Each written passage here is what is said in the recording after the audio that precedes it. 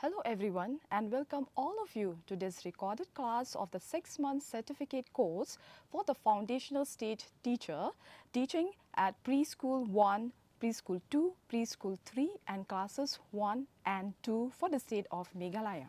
Myself Mylliem, Faculty of the RT, and I'm here to felicitate the lesson on the learning, growth and development of a child. Hope that after you have listening to this recorded class, you will gain some input and understanding on the topic learning, growth and development of a child that I will be sharing with you. I also advise you, all teachers of the foundational stage, to read the additional reading that have been provided to you for more understanding on this topic. Let's get started now. Have you noticed that a newborn baby cannot sit without any support? But a 4-month-old baby can sit with a support for a minute, and by 9 months, most baby can sit without support for 10 minutes or longer. Similarly, in toddlers or children between 1 to 3 years, there is a marked transition in terms of a child growth and developmental milestone. Have you ever wondered how such rapid growth takes place in young children? Or have you noticed that how children of a similar age group go through similar changes? Can you identify any predictable pattern in the growth and development of children, and what are those factors that affect the growth and development of children? So in this discussion, we will try to find answer to this question by understanding what is growth and development, the interrelationship between growth and development, developmental milestone, and what are the key features of learning in early childhood 3 to 8 years. We turn to talk about growth and development together. Indeed, the process of growth and development go hand in hand in each individual. That is why sometimes we may think that they are one and the same, but this is not so. We can always differentiate between the two terms which are distinctly different. So growth refers to quantitative changes in the body of an individual. The main indicators of growth are increase in height, weight and changes in the body structure and body proportion. Changes continue to occur in all domains of development, but changes that take place in the physical development of children become more visible and clear during the growth of a child. One of the important features of growth is that these changes are measurable. The sequence, the pattern and direction of changes in growth are common to all children, although the rate of growth may vary from one child to another. In some cases, like in the case of children with special needs, you may find deviations in different domains of development. Growth is quantitative in nature. This means it can be measured using number in units. Example, we can measure height in centimeter, weight in kilogram, and track these changes over time. For the physical growth is measured by increase in height and weight at regular interval. The height of a newborn child ranges from 47 cm to 52 cm. Boys tend to be heavier and taller than girls during infancy and even as toddler. Along with an increase in height and weight, the body proportion of children also undergo changes. You must have noticed that the head of a newborn looks bigger compared to the rest of the body. The top of the head appears to be large and the face remains small. Later, the body proportion change and the head does not look that big. However, throughout infancy and toddlerhood, we find that growth is constantly keep on changing until the child reach maturity, then physical growth stops. It is important to understand that growth mainly focuses on the biological and physical aspect of development. In simple terms, growth, it is about how our body changes and become bigger. Example, a child grows 5 cm taller in a year, or an increase in head circumference in infant. Next, let us discuss on development. Before we discuss further what development is, let us reflect ourselves about our life so far. Have you realized that you have developed throughout your life till date? As a baby, you know that you could not talk or walk or do much of anything. Then as you grew into a kid, you learned how to walk, to run and jump a rope. You was able to talk and learn how to express your thoughts and tell people what you wanted. You have learned how to recognize when you feel sad or lonely and how to deal with those emotions. Further, as a teen, you have learned more complex things like algebra and critical thinking. You have also learned how to think about others, their needs, as well as your own need, and to recognize that just because you want something, it does not mean that you will get it. Similarly, now when you enter into adulthood stage, you realize that there are still a lot of development that you have been acquired, and this will continue to the end of your life. All these are examples of development, and you will recognize that development happens at all stages of a person's life during infancy, childhood, adolescence, and adulthood. There are also many aspects of development, namely the physical aspects like when you learn how to jump a rope, emotional aspect like when you learn how to deal with feeling sad, social aspect like when you learn how to recognize other needs, and intellectual aspect like when you learned algebra or critical thinking. Development refers to the overall changes in a child's capabilities and functioning from infancy to adulthood. It is not just about physical growth, but about how a child improves in many areas of life. These changes include emotional development, such as understanding and managing feeling, social development like interacting with others and building relationship, cognitive development which involve thinking, learning and problem solving, and the last motor development which refer to physical movement and coordination. In simple terms, development is about how a child becomes more skilled, more independent, and better able to function in everyday life. Development also includes both quantitative and qualitative changes. Quantitative changes in developments are those which we can measure, such as height and weight. However, qualitative changes in development are about improvement in abilities and the behavior. Qualitative changes occurs in all human beings, but they cannot be measured with number. For example, we cannot measure how well a child learns to adjust in a group or how easily they make friends. Think about emotion like love, care, or understanding. Can we measure them in centimeter or kilogram? No, we cannot. Yet, they are very important aspects of development. So, development is not just about growing bigger in size, but also about growing better in skill, relationship, and behavior. Let us see some of the examples of development, like learning to speak or walk, developing problem-solving skill, and forming relationship and emotional regulation. Now let's see regarding the differences between growth and development. Growth refers to the physical changing in organism, whereas development refers to the overall gradual and continuous changes in an individual. It is holistic because it happens in all areas like physical, social, emotional, cognitive, and language development.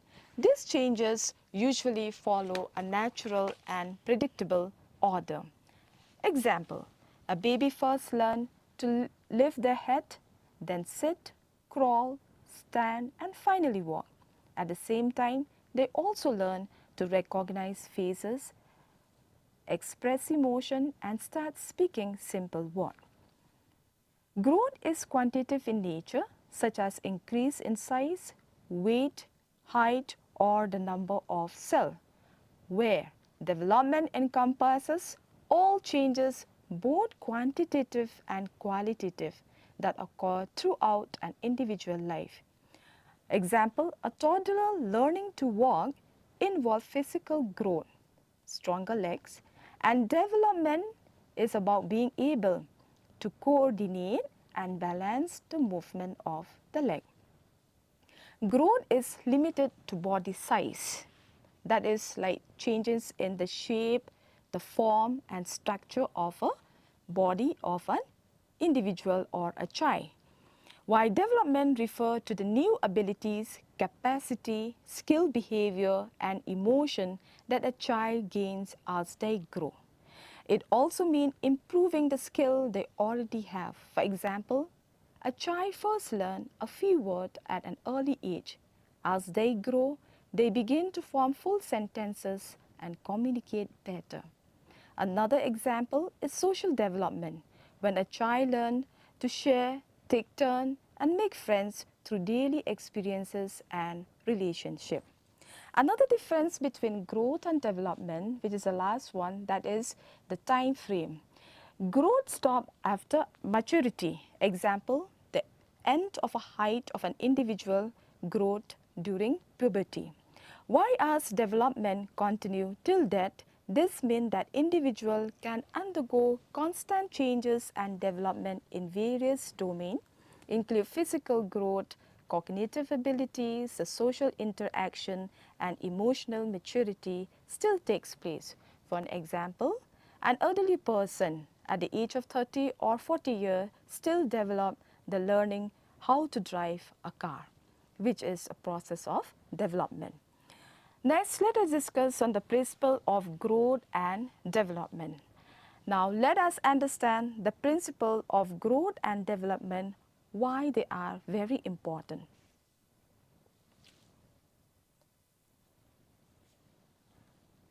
An understanding of the principle of growth and development help us to plan appropriate activities which are stimulating and enriching for children. It also gives us a strong basis for understanding how to encourage and support young learners in learning. So now let us discuss on the different principles of growth and development in sequence. Number one, development is a continuous process.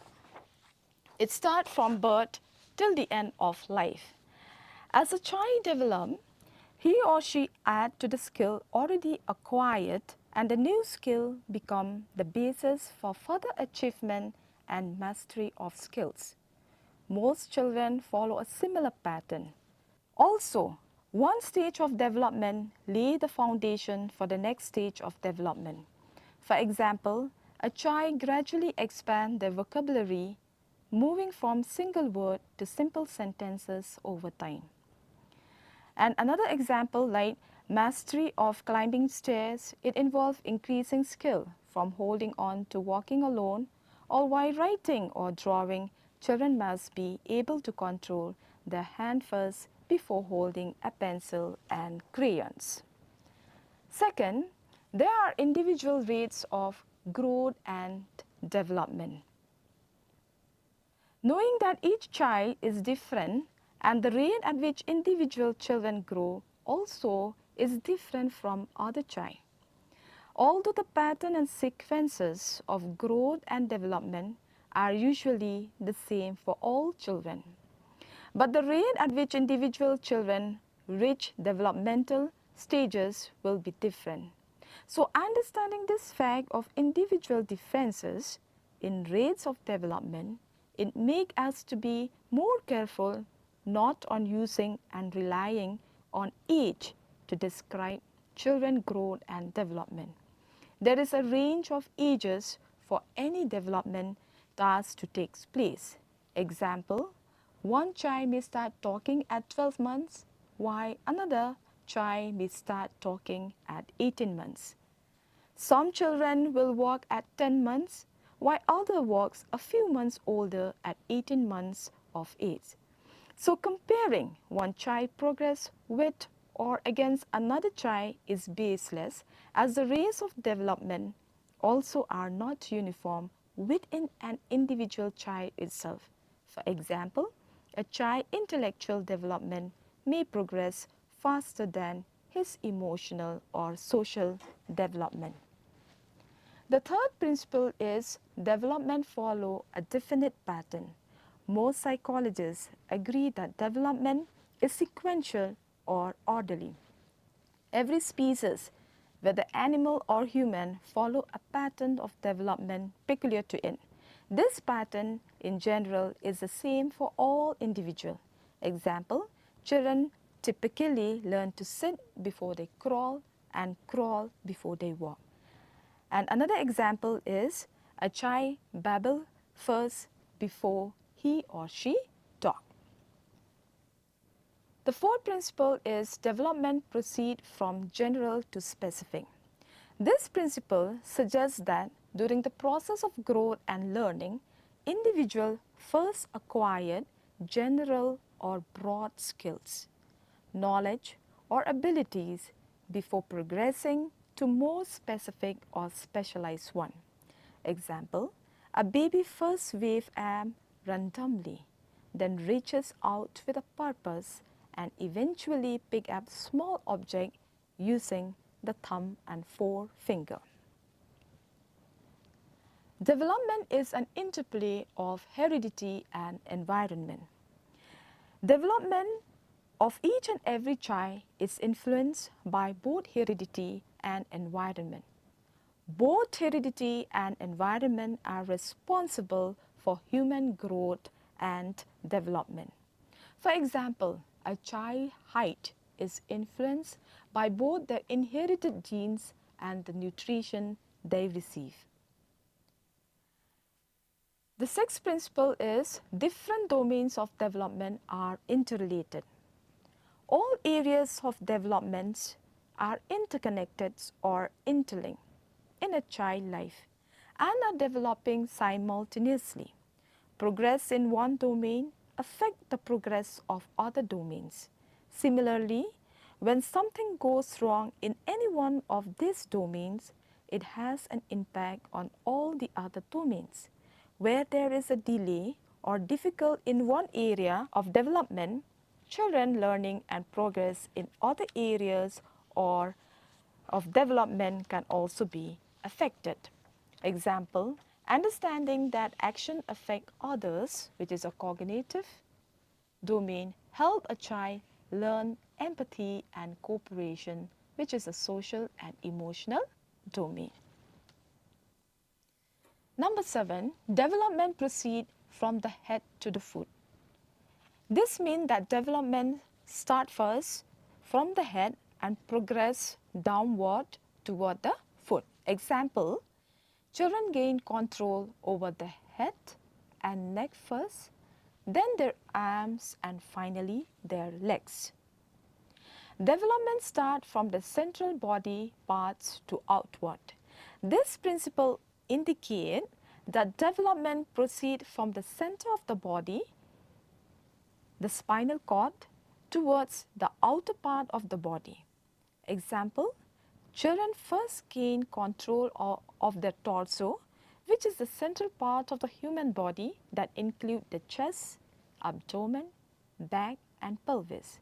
Then move outward to control their shoulder before they gain control of their hands and fingers. So therefore, understanding the principle of growth and development is very important for us teachers, especially teaching at the foundational stage, to help children to grow and develop to the full potential. We as a teacher will be able how to guide the child better and to choose any suitable activities that are age appropriate according to the growth and development of the child. Next, let us discuss about the different factors which affect the growth and development of the child. So growth and development of the child doesn't depend only on one factors, but it is a combination of many factors which are interdependent for the growth of the child. The first factor is the genetic factor. This is one of the factors which we transfer to a children without any interference, namely physical aspects such as the height, the weight, the body texture, the eye color, the texture of hair, and even mental aptitude are naturally passed on from parents to the children. In contrast to positive genetic that we transfer to our children, we do tend also to transfer negative things to our children, such as disease, if present, or ill condition that we might pass on to our children. So in order to prevent this negative genetic being transferred to our children, it is always better for us to know if there is any limitation in our own body, and by taking care of ourselves from those ill condition or disease through good health practices or proper lifestyle. If this is possible, it will help our child to have good growth and development. Next factor is nutrition, health and medical care. Nutrition, health and medical care play a very important role in a child growth and development. Nutrition is key to a child overall development. A healthy diet is essential for brain development and the general well-being of a child. So a balanced diet that include fruits, vegetables, grains, proteins and dairy provide the necessary nutrients for both physical and mental growth. For example, calcium and vitamin D help in the development of strong bones, while protein help in building muscle. On the other hand, poor nutrition can negatively affect a child's development. Malnutrition may lead to stunted growth and developmental delay, while obesity can cause health problems such as diabetes. Therefore, it's very important for teachers and caregivers to understand the importance of health and nutrition while supporting the effective growth and development of a child. The important factor, another one, is environment. The environment in which a child grows up greatly affects their development. This includes the physical surrounding and the emotional and social atmosphere at home and outside the home. A child who grows up in a pleasant environment with enough space, access to green areas and free from pollution has a better chance of healthy environment. Again, safety at home and in the community also play an important role. When a child lives in a tidy, secure and engaging environment, they are more likely to grow and learn well. For example, a child living in a caring and loving family free from substance abuse and violence is provided with a positive and supportive environment, a child grows happily. In addition, it is also important for a child to live in a clean and safe neighborhood with a low crime rate, which encourages the child to socialize, interact with others, and engage in outdoor play, which support the overall development of the child. Next, socio-economic status.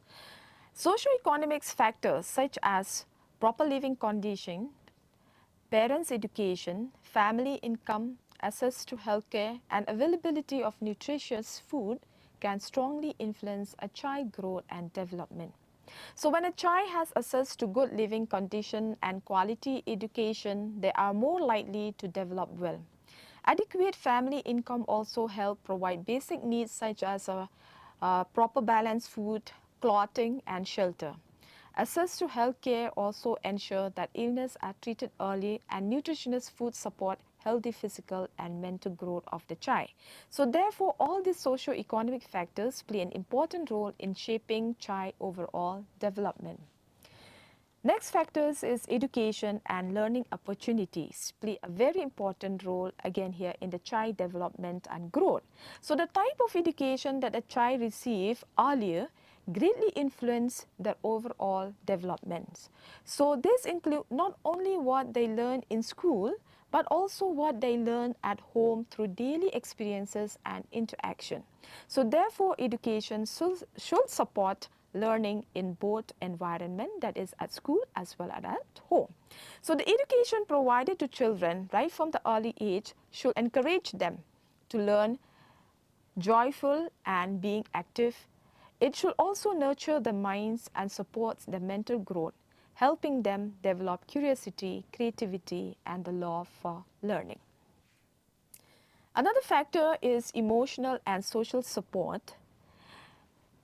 It creates a nurturing environments where children feel safe to express their feeling, and emotion freely.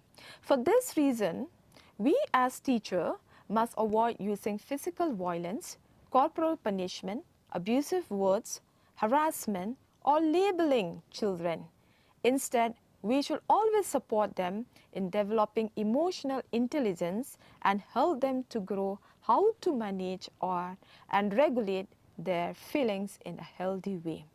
It is also important for us teachers to create a supportive environment that value a child's emotional expression. For example, we can encourage open communication and listen attentively when a child shares their feeling with us.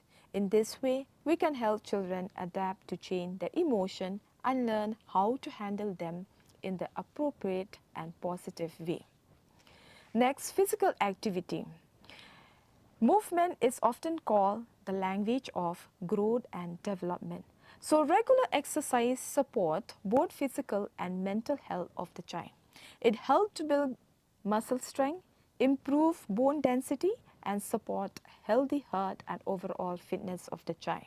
So on the other hand, if a child spends too much time sitting or lying down without any physical activity, it can lead to problems such as obesity, delay motor development, and overall poor health. Therefore, we as teachers, we must encourage regular physical activity, which is essential for a child's healthy growth and development. So emphasizing the need of regular physical activity throughout life is the vital steps toward a healthy and a happy life of an individual. Next factor is cultural belief and practice. How does it affect our growth and development? So child development is a dynamic process and culture play a very important role in shaping it. Culture has a strong influence on how children learn, think and behave. From birth, children are influenced by their unique cultural environment, including their eating habits, their belief, the language, the expression and religion. These cultural factors shape how they grow and develop in different areas. As a result, culture influences a child's emotional, social, physical and language development also, as it helps children to understand their identity and give them a sense of who they are and who they can become. Consequently, every child interacts with the world in a different way. What they receive from the people around them, such as family, friends and the neighborhoods, greatly influence their development. The environment in which a child grows helps shape how they think, behave and respond to a situation. In this way, social interaction and surrounding play an important role in forming a child's personality and development. Thus, when teachers include different culture in the classroom, they create a learning space that is welcoming and supportive for all types of children. By understanding the cultural background of each and every child, children is being taken care. Teacher can better meet their needs and values, their identities. This helps in creating a more inclusive learning environment where every child feels respected, accepted and encourages to learn. And the last factor is hormonal changes. Example, like during puberty, how does it affect growth and development? So hormones, which is the body chemical messenger, play a key role in regulating growth and development. The pituitary gland, which is often termed the master gland, secretes growth hormone, which stimulates cell growth, reproduction and regeneration. The thyroid gland releases hormone that regulate the body's metabolic rate, which could affect the growth pace. Similarly, the transition from childhood to adulthood is marked by the release of sex hormone that trigger puberty. So ignoring hormonal imbalance, it can lead to growth disorder and developmental issue. We cannot underscoring the importance of this internal factor, especially the hormonal changes in an individual. So therefore, child growth and development are influenced by a complex interplay of different factors, including right from genetics, the environment, the physical and mental well-being, the nutrition, the family and social life and education. So we as teacher, by understanding and addressing this factor, we can create supportive environment that foster healthy and holistic development in children. All right, after we have been discussed about the different factors which affecting the growth and development of an individual or a child, now we will discuss on why should we know about growth and development. First, it is to help us teachers to understand the learner that each child is unique. So when we say that to understand the learner, that is, we need to get an information or understanding on the growth and development of each and every child in order to help us teachers to recognize that child growth and development is different from one child to the other child. So the growth rate and development pace also is not the same for all children. So observation on this different characteristic or the behavior and temperament of a child, it provide us ample experiences and skill as teacher on how to handle each child with care and affection, how to allow them to learn at their own pace and style, how to acknowledge each and every child achievement, and how to show respect to them when they need it the most, and how their opinion is valued by us teacher. And by doing so, all of this, we help the child to gain more confidence in the learning and enjoy learning, and it is easy for us teachers to teach the child more effectively. Then, to create an effective learning environment. So, knowing that a joyful and learning environment always encourage a mode of learning that bring happiness and joy to the children while learning. So, thereby we as teacher should be able to provide a conducive environment where children feel safe and cared for, and where a sense of belonging is instilled in them so that they can excel in the learning process. In addition to an environment where children are allowed to move freely around and interact with the fellow classmates and giving them the chance to explore the classroom, which has different learning corners, experience the different developmental goals of learning. So in turn, this will encourage the children to be socialized and be confident. Moreover, the classroom environment should be also be able to motivate the children to be highly engaged in the learning with a sense of wonder and curiosity. Therefore, the main anchor of a joyful and caring learning environment, it is you, dear teacher, who hold the critical role in making the environment warm, caring, accepting, be patient and amiable with your children inside the classroom so as to bring about a stimulating and encouraging atmosphere or a classroom which is joyful for a child to learn. Next, to tailor effective teaching strategies to support each child need. Teacher benefits significantly from understanding early childhood development. Why so? Because it enables teacher to create more effective and tailored learning environment for each student. This knowledge helps the teacher to understand how children learn and develop. It leads to improvement of the teacher lesson planning, the strategies on how to engage child learning, and what are the methods to achieve the positive learning outcome of the child. Then, to select learning teaching material and resources. So, this knowledge provides you as a teacher in selecting teaching material which is according to the characteristic of your student, such as the age, the level, the background, the interest, the learning style, and as per the abilities of your children. So it enhances you teachers with a skill in selecting teaching learning material that are clear and attractive to achieve and grasp the attention of children at this stage.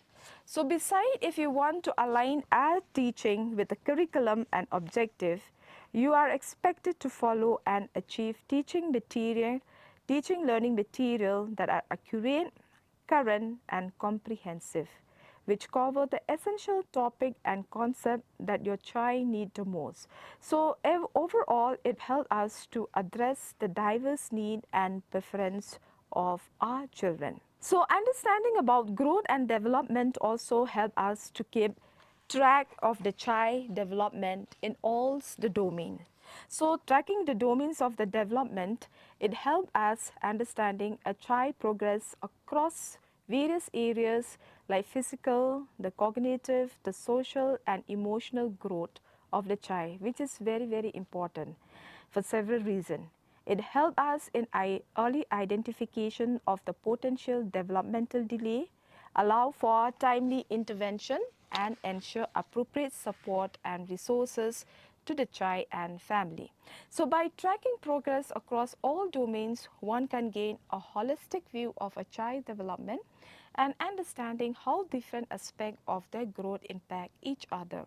For example, if you don't notice your children is having a problem to develop in the fine and gross motor skill, example like writing, walking, running, then they will not be able to participate more fully in activities that require this skill in future of learning, such as writing, drawing, playing sports, and participating in class activity. So timely intervention is needed to overcome this problem which might hindrance the future career of a child.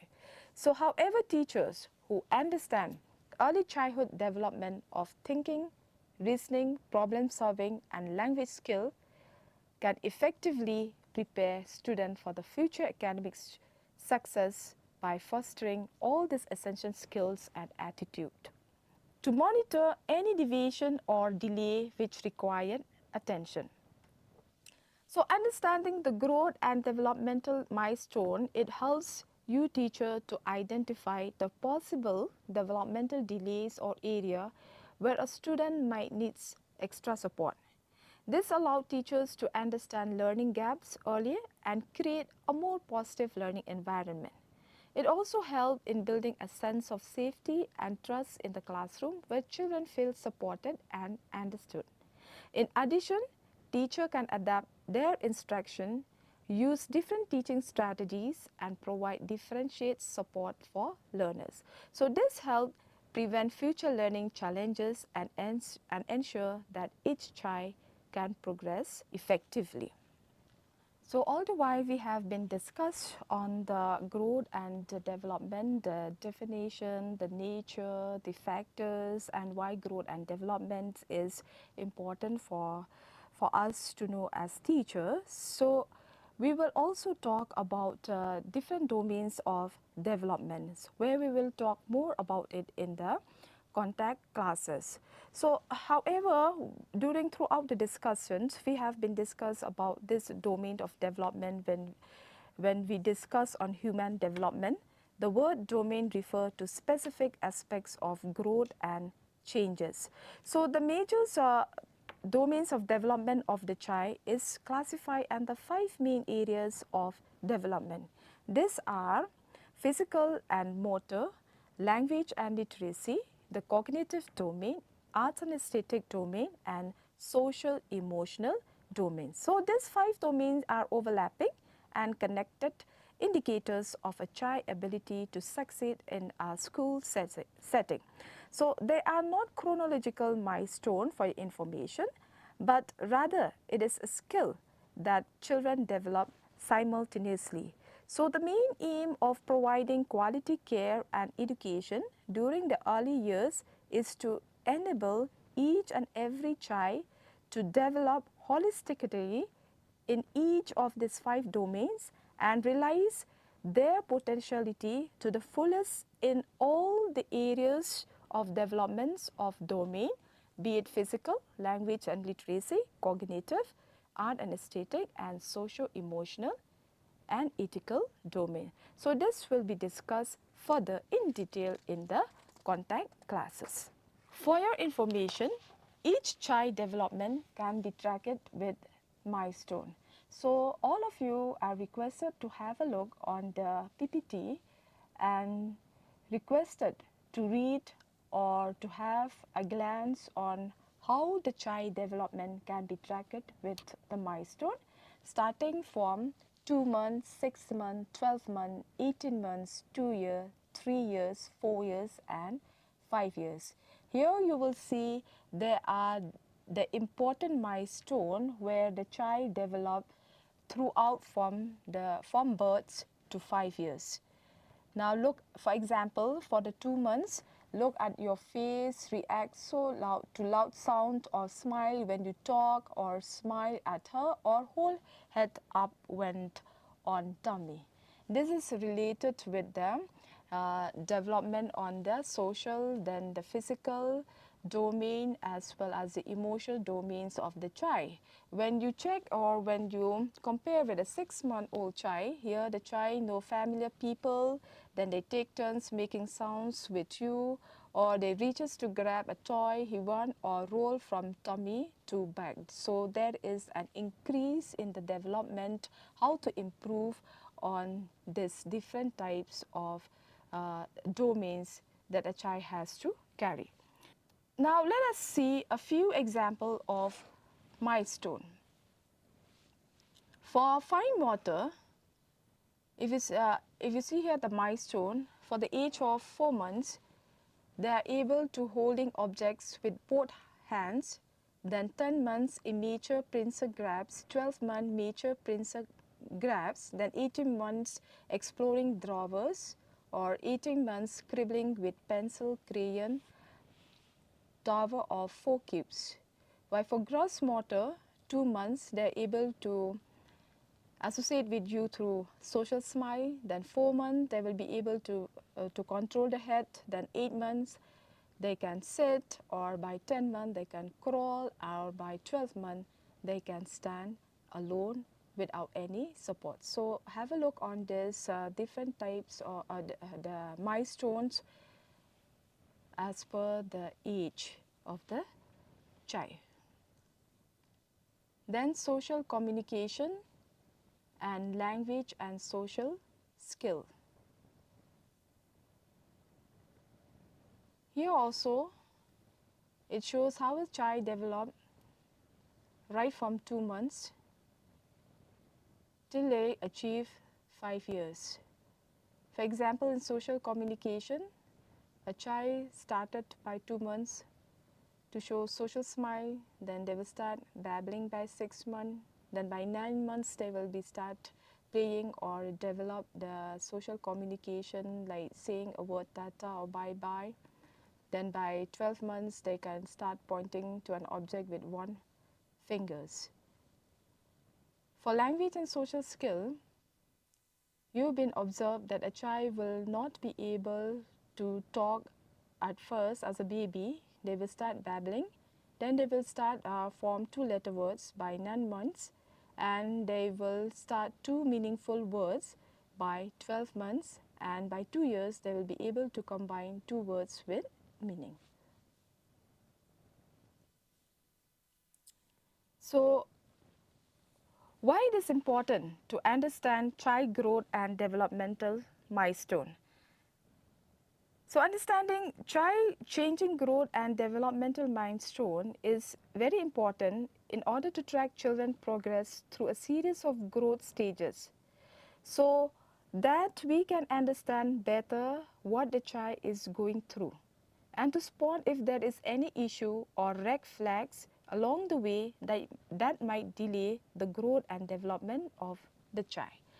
So now let us discuss what is this developmental delay. If a child is not growing as per the developmental milestone that we have been discussed earlier in the previous slide, it means that if they are not reaching the expected skill and behavior of the specific age, the one that I have been discussed from the starting from birth to 5 years, like in areas like movement, communication, and social interaction, then they show developmental delays. So developmental delay can be observed when the child is delayed in rolling over, sitting up, crawling or walking, difficulty in communicating, like talking late or not saying a word like tata, bye-bye at 12 months, or socializing like not smiling at people, or challenges with fine motor skills, not being able to grasp any object. So now let us understand what causes this developmental delay. So the main causes of this developmental delay are genetic factors such as Down syndrome, and environmental factor such as exposure to toxin before birth such as alcohol or weed, exposure to toxin after birth such as lead poisoning, then premature birth, then low birth weight, not enough oxygens at birth, poor nutrition of the mother during pregnancy, or the child is not receiving a proper balanced diet.